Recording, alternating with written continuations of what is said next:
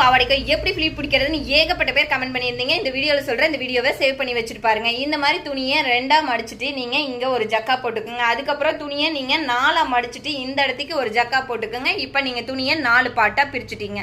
இடுப்பு size 32 inch இருக்குதுன்னா 2 inch நான் லூஸ் வைப்பேன். அப்போ 34 இன்ச்சுங்க. 34 4ஆ டிவைட் பண்ணுறீங்க அப்படின்னா 8.5 இன்ச். ஒரு பாட்டுக்கு 8.5 இன்ச் கொண்டு வரணும். இப்போ துணி எக்ஸ்ட்ரா தான் இருக்கும். அப்போ நம்ம ஃப்ளீட் பிடிக்கும் போது அந்த துணியை உள்ளே தள்ளுவோம்.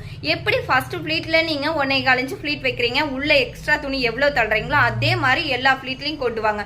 ஒரு பார்ட்டுக்கு நீங்கள் 6 ஃப்ளீட் பிடிக்கிறீங்க அப்படின்னா எல்லா பார்ட்டுக்கும் அதே மாதிரி துணியை உள்ள தள்ளி கரெக்டாக ஃப்ளீட் பிடிச்சிட்டு வந்தீங்கன்னா ஃப்ளீட்டும் உங்களுக்கு ஒன்று கண்டாப்பில் இருக்கும். மெஷர்மெண்ட்டும் கரெக்டாக வரும். உங்களுக்கு பிரித்து அடிக்கிற அவசியம் இருக்காதுங்க.